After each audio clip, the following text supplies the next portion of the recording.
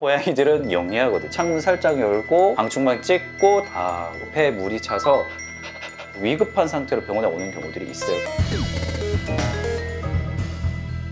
영광입니다. 오늘 고양이계 손예진 씨와 함께 미아움철 김명철 수의사입니다. 여름 휴가철, 명절, 사회적 관계를 위해서 캔값 벌기 위해서 사랑하는 고양이들과 떨어져야만 하는 일이 생길 수 있습니다. 속 시원하게 미아움철의 노하우 알려드리도록 하겠습니다.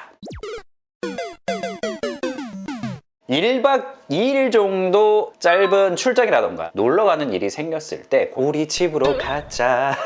우리 집! 고양이의 영역에 고양이가 그대로 있는 게 가장 별탈 없이 안전하게 고양이가 스트레스 받지 않는 좋은 방법입니다. 나가기 직전에 우리가 점검해야 될 거, 화장실 다시 한번 깨끗하게 청소를 해주고요. 문단속 맞습니다. 창문을 살짝만 열어둘까? 하지만 고양이들은 영리하거든요. 창문 살짝 열고 방충망 찍고 탈출하면 어디로 갔는지도 알 수가 없어요. 실제로 이런 일들이 왕왕 발생합니다. 그리고 집안 청소도 절대 빠뜨리시면 안 돼요. 왜냐하면 무료하거나 약간 불안감이 생겼을 때 갖고 이식행위를 하는 애들이 있는데, 실제로 보호자분이 1박 2일 외출했는데 집에 놔뒀던 비닐봉지를 뜯어먹어서 이물수술을 한 경우가 있었어요. 평소에 우리 고양이의 모습과 보호자가 없을 때 고양이가 보이는 모습은 다를 수 있기 때문에 이렇게 고양이가 실수로 주워 먹거나 크게 문제가 될 수 있는 인덕션 업계까지 마무리해 주셔야겠죠. 고양이한테 위험할 수 있는 집안 환경까지 다 클리어 하시고 충분히 먹을 수 있는 신선한 물과 사료 제공하고, 추가로 집안 곳곳 한 10군데 정도 간식 사료를 많이 숨겨 두십시오. 당연히 보호자가 돌아와야 되는 시간인데 돌아오지 않는 그 순간에도 너무 불안해하지 않고 그런 걸 찾아 먹으면서 좀 무료함과 불안감을 떨어뜨릴 수 있도록 기본적인 세팅을 하시고 1박 2일 여행 정도는 다녀오시면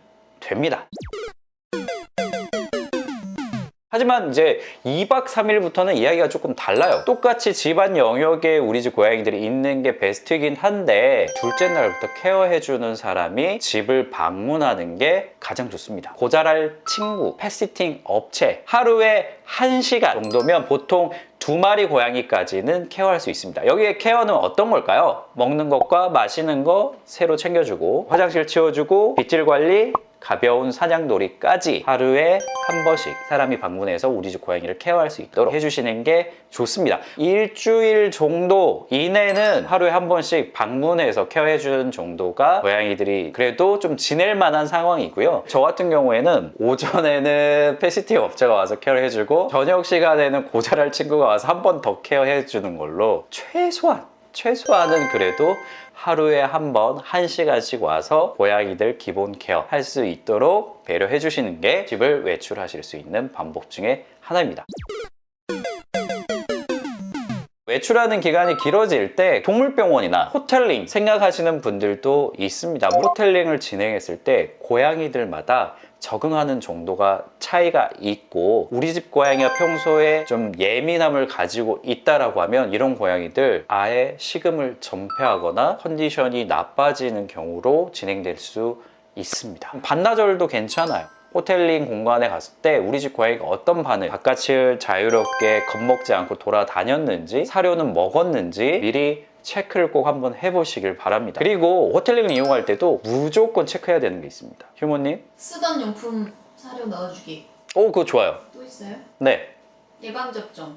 다 하네. 공용이에요. 청소랑 살균 같은 것도 신경을 쓰긴 하지만 여러 고양이가 사용하는 공간이기 때문에 기초 예방접종, 추가 예방접종, 전염병에 대한 항체가 충분히 있어야 되고요. 그리고 구충 관리도 완벽하게 되어 있는 상태에서 공용 공간은 이용하시기를 바랍니다. 지금도 공용 공간을 이용하기 위해서 유럽 같은 경우에 코로나 예방접종 여권을, 패스포트를 만든다고 하는 것처럼 고양이들도 그런 공용 공간을 이용할 때 충분히 방어막이 형성된 상태에서 이용하는 게 좋습니다. 다른 옵션이 또 한 가지가 있어요. 고양이를 전문적으로 일정 기간 동안 본인 집에 데려가서 임보를 해주시는 분들도 있습니다. 반려하기 필요한 기본 세팅이 되어 있는 일반 가정집에서 한 보름 정도 지내게 하는 방법. 본가에 내려갈 거거든요. 데려가는 건 어떨까요? 서울에서 부산 거리예요. 가능한 옵션이라고 설명은 드립니다. 워낙 그 기간이 길고 고양이를 15일 동안 하루에 한 번 누가 방문하고 뭐하고 어느 정도 한계가 있거든요. 본가에 데려가서 케어를 하겠다라고 결정하신 분들은 정말 꼭 부탁드리고 싶은 게 있어요. 첫째, 본가에 우리 집 고양이한테 꼭 필요한 기본 환경 세트 준비가 되어 있어야 되고요. 가져갈 수 있다면 기존에 쓰던 물품 그대로 가져가시는 게 좋습니다. 두 번째, 차를 타고 이동을 서너 시간 하는 게 힘들 수가 있어요. 익숙지 않거든요. 미리 병원에서 약 처방을 좀 받으시는 걸 추천드려요. 병원 가기 전에 항상 제가 활용하도록 말씀드리는 항불안제 있잖아요. 안정제. 가는 동안에 아이가 갑자기 토하는 경우 있어요. 이거를 멈추게 해주는 항구토제가 있습니다. 이 두 가지 약은 꼭 동물병원에 처방 받으셔서 투약을 하고 이동을 해주시는 게 우리 집 고양이가 좀 스트레스를 덜 받고 안전하게 이동할 수 있는 꿀팁이 될 수 있으니까 꼭 활용을 해주세요. 그리고 명절 시즌에 장거리 이동하는 아이들에게서 가장 심각하게 응급 내원으로 진료보는 고양이들은 대부분 호흡곤란으로 옵니다. 비대성 심근병증과 같은 심장 질환이 있었는데 별로 이제 티가 안 나는 무증상 상태다 보니까 모르고 그냥 이동하는데 계속 흥분 상태로 이동을 하잖아요. 그 역치값을 넘어버리니까 심장이 너무 지금 상태가 안 좋아진 상태로 폐에 물이 차서 위급한 상태로 병원에 오는 경우들이 있어요. 그렇기 때문에 이런 장거리 이동 계획이 있다라고 하시면 최소 2주 전에는 전체적인 건강 상태, 우리 집 고양이의 심장 기능에 대해서도 정확한 평가를 하시고 장거리 이동 고려하시는 게 맞습니다. 어쩔 수 없이 집을 비울 수밖에 없는 상황에 대해서 어떻게 대처할지 좀 말씀을 드렸는데 어떤 상황이든지 간에 우리 집 고양이들은 스트레스를 받고 어느 정도 힘들어할 수밖에 없습니다. 가능하면 불필요한 집 비우는 상황은 줄이고요.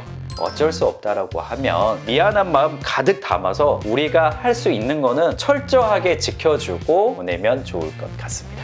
마지막으로 한 가지만 덧붙이자면 고양이들마다 성향이 다르다는 점, 그래서 기준을 삼으시고요. 조금씩 변형해서 적용해 보시면 아주 좋을 것 같습니다.